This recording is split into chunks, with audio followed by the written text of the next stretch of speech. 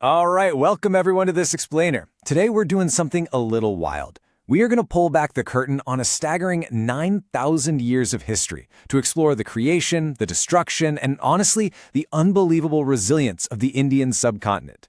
Now, this isn't just your standard textbook story of kings and battles. It's the story of a civilization that kind of acts like a phoenix, just constantly rising from its own ashes. So, here's our roadmap. To make sense of 9 whole millennia, we've broken this monumental arc down into 6 distinct eras. First, the dawn of ancient Indian civilizations. Second, golden ages and great empires. Third, foreign invasions and fierce resistance. Fourth, Mughals and the Maratha uprising. Fifth, British rule and freedom struggle. And finally, the sixth, the rise of modern India. Starting right off with Section 1, Dawn of Ancient Indian Civilizations.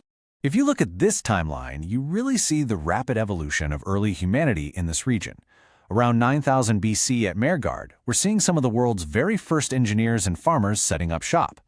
And by 3500 BC, those early settlements have already evolved into the sprawling, highly organized urban metropolises of the Indus Valley civilization.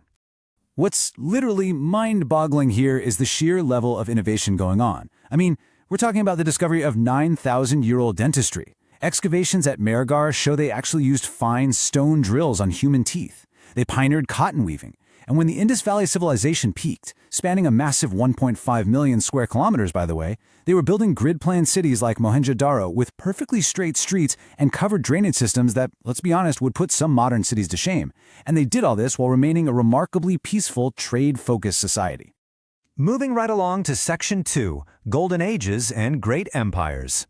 So following the rise of these massive kingdoms known as the 16 Mahajanapadas, wealth and military might just absolutely explode across the subcontinent. By 326 BC, even Alexander the Great's seemingly unstoppable army was halted right at the Indian borders. Sure, they were exhausted, but historical sources point out that they were also genuinely terrified of advancing against the massive elephant-mounted armies of the Magadha Empire. But here's the crucial point. That incredible power was ultimately tempered by philosophy. In 261 BC, Emperor Ashoka of the Mauryan Empire fought the Kalinga War, and over 100,000 people died. Witnessing that level of bloodshed completely transformed Ashoka. He literally threw down his sword and embraced Dhamma-gosha, which is the conquest of peace. He started spreading messages of compassion and nonviolence, not by force, but by carving them into massive stone pillars all across the continent. And you can see how this lays the groundwork for the Gupta Golden Age that followed. Indian intellect was essentially laying the foundation for modern science. You have Aryabhata giving the world the concept of zero and figuring out the Earth as a sphere rotating on its axis.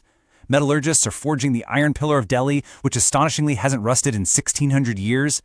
And over in education, Nalanda University becomes this massive global hub, bringing in over 10,000 students from all over Asia to study everything from astronomy to medicine. Which brings us to Section 3, Foreign Invasions and Fierce Resistance. Now, this timeline marks a pretty dark shift. Because of vast internal divisions, with local kings constantly fighting among themselves, the borders became incredibly vulnerable. That immense wealth we just talked about became a huge magnet. Mahmud of Ghazni raided India 17 times, famously destroying the unbelievably wealthy Somnath Temple.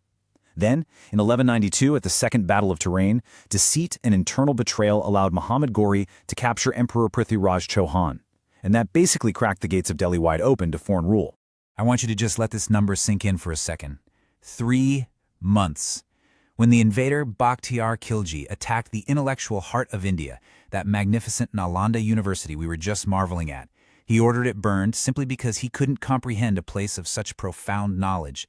The university's massive library contained so many irreplaceable manuscripts that it burned continuously for 3 whole months. Millennia of scientific, astronomical, and medical research just went up in smoke. This actually brings us to a really devastating historical concept that highlights the fierce, unyielding pride of the era. When Alauddin Khilji besieged the fort of Chittagong in 1303, the Rajput warriors rode out to fight to the absolute death. Inside the fort, Queen Padmini and 16,000 women committed jauhar. They made the unimaginable sacrifice of stepping into a massive fire, choosing death entirely on their own terms, rather than facing capture and subjugation. It's a very chilling testament to the severe honor code of that time. All right, on to Section 4, Mughals and the Maratha Uprising. In 1526, we see Babur bringing cannons and gunpowder into India, defeating those massive elephant armies and officially establishing the Mughal Empire. But the Mughal grip was constantly challenged. They faced relentless grassroots resistance. You have figures like Maharana Pratap, who retreated to the jungles, literally ate bread made of grass, and allied with local tribes rather than surrendering to Emperor Akbar at the Battle of Haldigati. You really have to note the stark juxtaposition here. When we think of the Mughal era today, we immediately picture the gleaming white marble of the Taj Mahal or the diamond-encrusted peacock throne, right? But there was a staggering cost to all that. That incredible architecture was funded by aggressively draining the wealth of the countryside. Common farmers were facing crushing taxes, forced labor, and brutal famines, all while the imperial courts flourished. While out of that intense suffering rose a monumental resistance in the Western Ghats. Chhatrapati Shivaji Maharaj took those forgotten, impoverished farmers and empowered them into a highly mobile, fiercely effective guerrilla army that just thoroughly frustrated the massive Mughal forces. He even laid the early foundations for the Indian Navy, and later, when his son Sambhaji Maharaj was captured by Emperor Aurangzeb, he endured 40 days of unspeakable, brutal torture without ever surrendering his kingdom or his faith. Sacrifices like that sparked an absolute fire of rebellion across Maharashtra, proving that the spirit of Swaraj, self-rule, just couldn't be broken. Next up, Section 5, British Rule and Freedom Struggle. This timeline covers the really dark descent into colonialism. After the Battle of Plassey in 1757, the British East India Company steps in and begins its dominance. Then we see the bloody uprising in 1857, the absolute tragedy of the Jallianwala Bagh massacre in 1919, where unarmed civilians were gunned down. All of this eventually leading up to historic independence in 1947. It's both fascinating and kind of terrifying how they did it. The East India Company basically ran a masterclass in divide and rule. They start off arriving as humble traders. Then they quietly deploy spies and exploit local rivalries.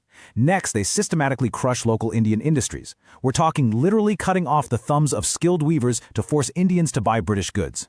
Finally, they use clever legal loopholes like the doctrine of lapse to annex weakened kingdoms. They turn the world's richest region into an impoverished colony.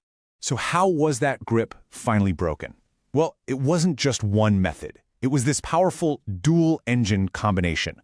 On one side, you have Mahatma Gandhi's quiet, unshakable, mass, nonviolent resistance, the Salt March, the massive boycotts. But working in parallel with that, you had the roaring courage of armed revolutionaries. People like Bhagat Singh, who literally kissed the hangman's noose, and Subhash Chandra Bose, who went and raised an entire army, the Azad Hind Force, just to fight the British from the outside. Both paths were absolutely necessary to shake the empire. And finally, Section 6, the rise of modern India. When the British finally left in 1947, India was violently partitioned and left incredibly fragmented, literally broken into 562 different princely states. But leaders like Sardar Patel rapidly stepped in and united this massive territory. Despite starting with almost nothing economically, India secured its borders, like we see with the historic 1971 military victory, and steadily transformed itself to the point where it could quite literally look toward the stars. Seriously, think about this leap for a second. When India started its space program, scientists were literally transporting early rocket cones on the back of bicycles and bullock carts. Fast forward to 2023, and that exact same nation successfully lands Chandrayaan-3 on the rugged south pole of the moon. That is a feat unmatched by any of the traditional global superpowers. Talk about rising from the ashes. I want to leave you with this powerful thought. If you look back at everything in this 9,000-year explainer, the true soul of India isn't actually defined by the immense wealth it held or the number of times it was conquered.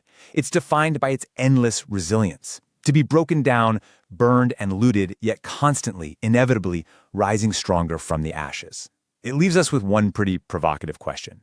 As we look at the world today, are we currently sitting in the ashes of the past, or are we the fire of the next great rising? Until next time, keep questioning and keep learning.